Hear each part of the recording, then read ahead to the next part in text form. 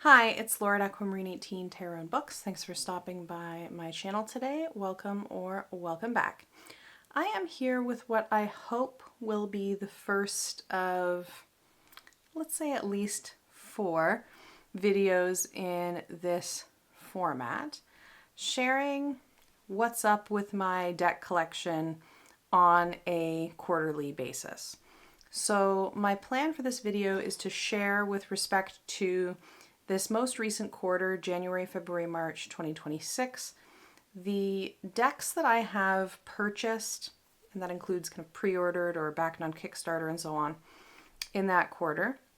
The decks that I've received this quarter, but that I had maybe pre-ordered or otherwise paid for prior to that. The decks that I have rehomed, given away, or traded in the past quarter. And finally, a peek at my to explore list. So for folks who haven't heard me mention this before, the to explore list is kind of my version of something like a wish list where I just take note of decks that I'm kind of interested in looking further into, maybe watching some videos about, things like that. It's not, quite the same thing as a wish list in that it feels a little bit less committal and a little bit more curiosity driven. And I keep it in my Kinbor Weeks day planner. And so I thought for each of these quarterly check-ins, I would just take a look at what's on there. So starting with the decks that I have purchased, backed, or pre-ordered in the last 3 months, there are 3. One is actually a deck that I already had, and that is the Sacred Incantations Rituals for Trans Wisdom for Every Season deck by the Enfleshed Collective. This I decided to just pick up a second copy of. And I'm not quite sure at this point whether that is going to be a backup or whether that is going to be a deck that I gift along to someone in my personal life, probably the latter. But I wanted to get a additional copy of this because it is one of my absolute favorite Oracle decks, and the Enfleshed Collective has kind of sunset, if you will, has ceased to be. Their web resources are still available, but they're not going to be continuing on in their prior form. So I don't assume there'll be any more copies of this going forward, like reprints. So I wanted to get another copy. While doing so, I also picked up from Enfleshed as well the Vita Divina deck. This is the back. Vita Divina, Queer and Trans Flesh, A Divine Encounter. And this is a deck that I made a short video about not too long ago. This is a deck designed for kind of reflection. And so it's a very small deck. There are 13 cards, I think, each by a different artist.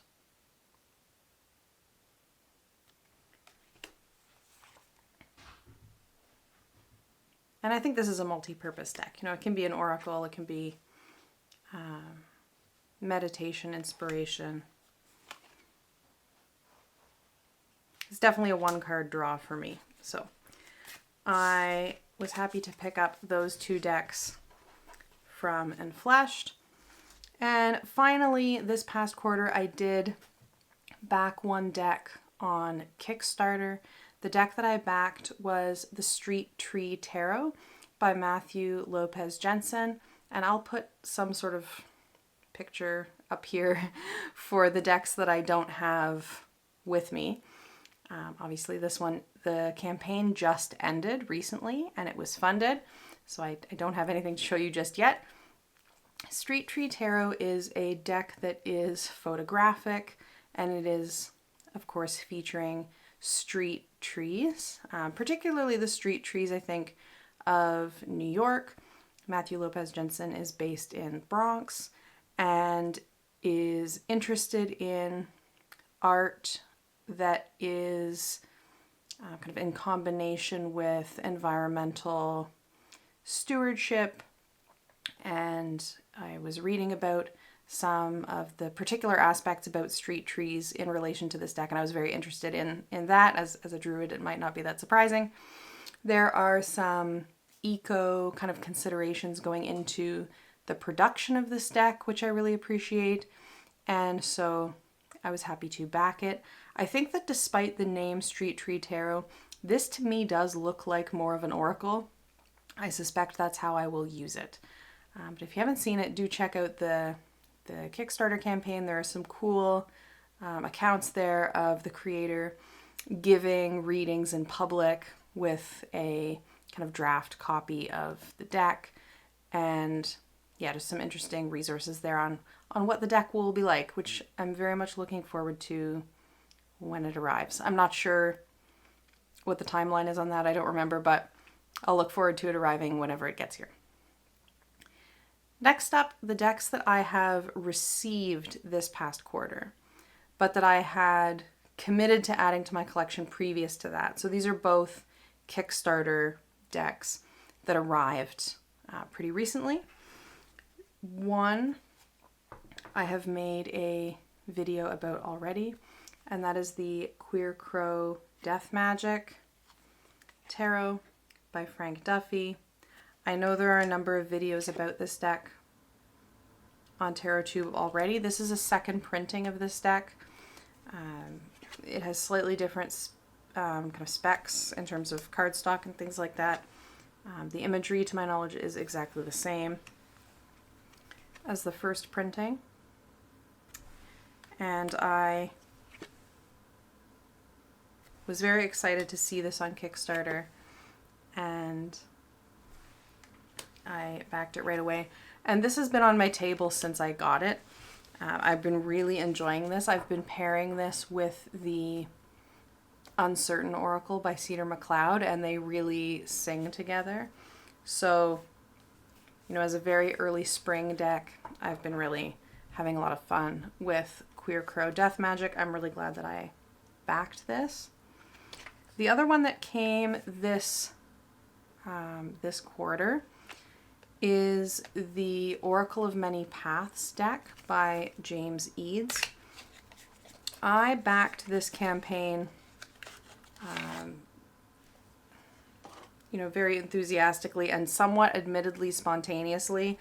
I just know that James Eads delivers on a Kickstarter, and also really liked the theme of paths and, you know, the way that this is a deck that's really a world. All the cards can be laid out in a grid to make a scene, which I think is really cool.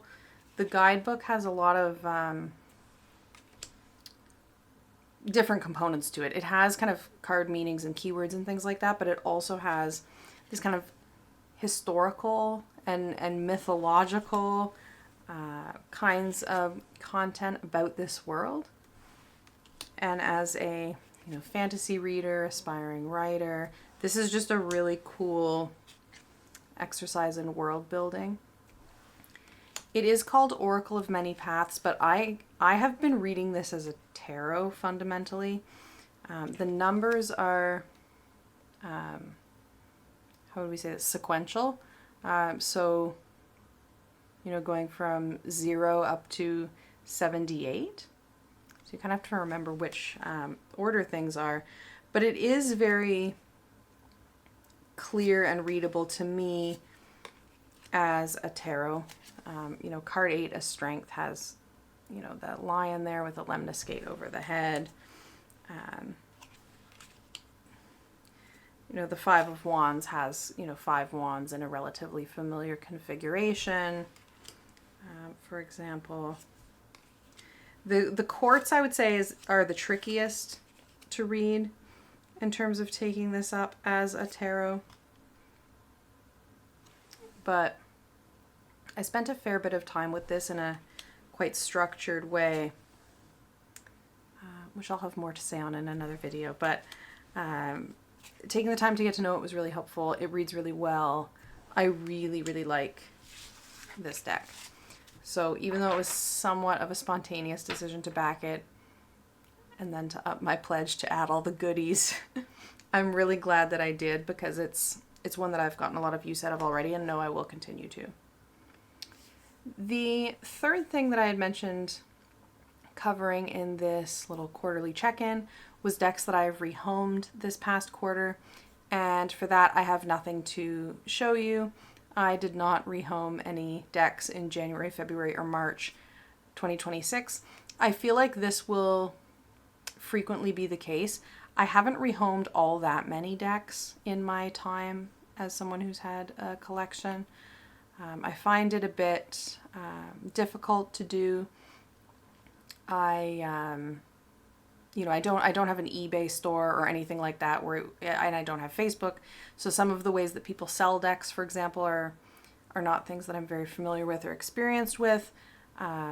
There has also been some developments in the past, months that have made, for me, shipping to the United States substantially more cumbersome and difficult than it used to be, in terms of like there being apps that are required and things like that. So that kind of limits things to me also. I feel like most of the rehoming that I might be doing will be like locally with friends, maybe swapping or giving away here and there, but I have not done that this past quarter. Finally, the to explore list, decks that I am potentially interested in and am currently planning to look further into, think about, maybe watch some videos about. I have 5 decks on my list right now. And I will say, in terms of maintaining this to explore list, I'm kind of limiting it to decks that are in some sense available. Like either they're on Kickstarter or they have a campaign page and are kind of imminently going to launch, or they are, something that's purchasable from a creator's store, or maybe they're mass market. I'm not including things that are kind of in development projects with no clear timeline at all, because then they'll just sit on the list forever, or like until they're ready. That could be a really long time. And I'm also not including out of print decks. I do have a very few out of print decks that are very definitively on my wish list, but I don't tend to really look for them, to be honest, because I feel like the prices will just be out of my budget. So, there's one or two that I would be very keen to find, but I feel like the chances are really slim that I would get them unless maybe there's a reprint or something. So I'm not putting those on the list. These are decks that I could feasibly, explore, investigate, look into, decide that I would like to add to my collection, and then do that. That's kind of the parameters for what can be included. And I have 5, as I mentioned. So the first one on the list, and they're in no particular order other than the order in which I added them. It's not a prioritization or anything. The first one on the list is Todd Alcott's Sci-Fi Tarot. This is published by the Unemployed Philosophers Guild. I have some things by the Unemployed Philosophers Guild. I don't have any decks from them, but I have had some different items. I have some finger puppet fridge magnets from the Unemployed Philosophers Guild. I have 3 of them on my freezer, all hanging out together, holding hands. I have Emma Goldman, Michel Foucault, and Oscar Wilde, which perhaps says something about our household. But I'm interested in this deck. I, of course, love science fiction. People know, I think, especially from the books side of my channel, that I love science fiction. It's kind of a movie poster style sci-fi deck. I know a couple of people on TarotTube have it and really, really like it. And I want to look into it more. The thing that holds me back on a deck like this one is that I have sometimes had a bit of a hard time with decks where text is really, really prominent. And so I want to spend some more time thinking about and looking at whether this would be a deck that I would have this kind of barrier with, and what that means if I add it to my collection or not. The second deck on my explore list is an oldie but a goodie, the Sustain Yourself Oracle. This deck has always kind of intrigued me. I feel like I have opened myself to collage decks in the last year or so in ways that I haven't always been particularly enamored with them in the past. I love that this deck is huge. I think there's 100 cards or something like that. I have seen this one on TarotTube a lot. I know that there's a really substantial book. It's nature-based, which appeals to me, of course.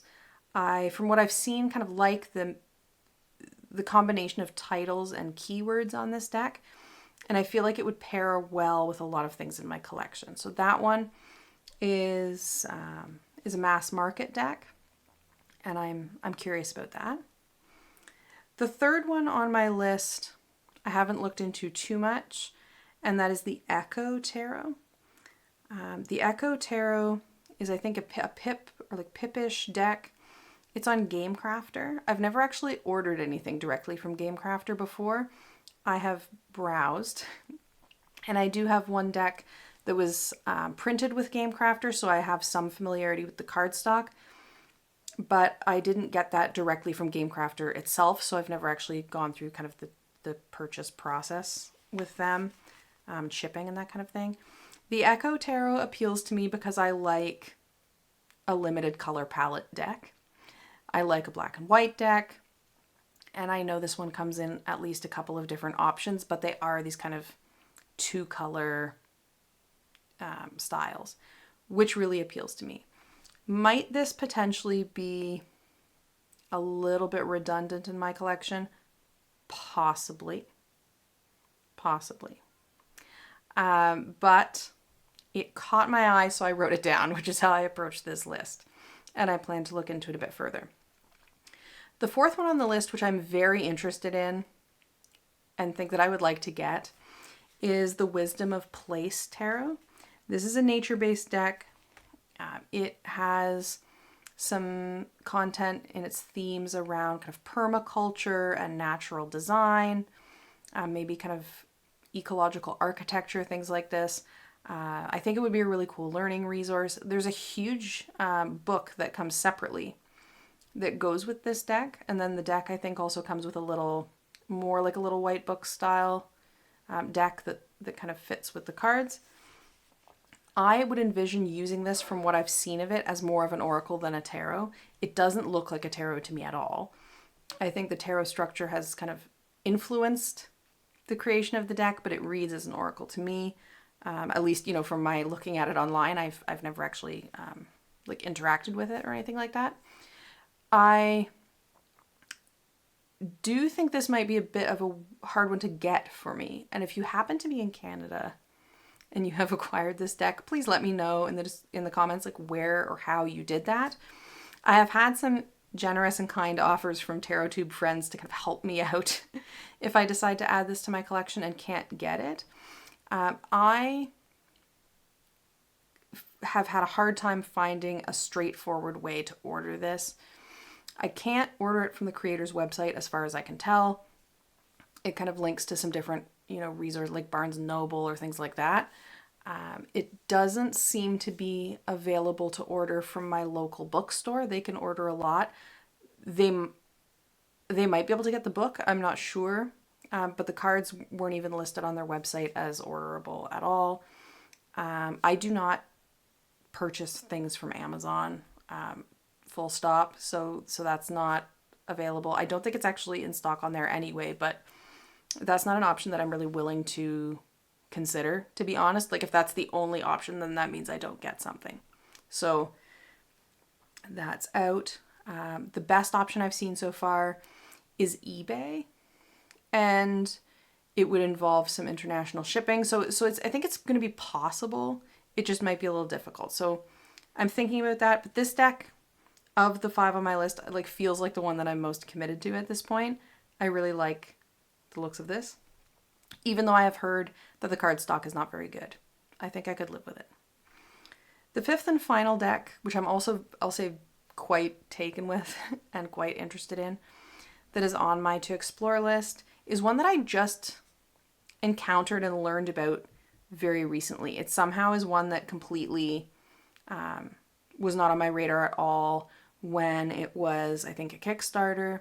It's been available for a while, but I didn't know about it. And that's the Swamp Witch Oracle. The Swamp Witch Oracle is a Southwest Michigan-based, nature-based oracle deck. And it has, I don't know if it suits exactly, but kind of sections of the deck in terms of animals, plants, fungi, trees. I'm not sure about all of them, but there's kind of divisions of the deck of different types of cards that it has. And I did spend some time in Michigan during grad school, doing research.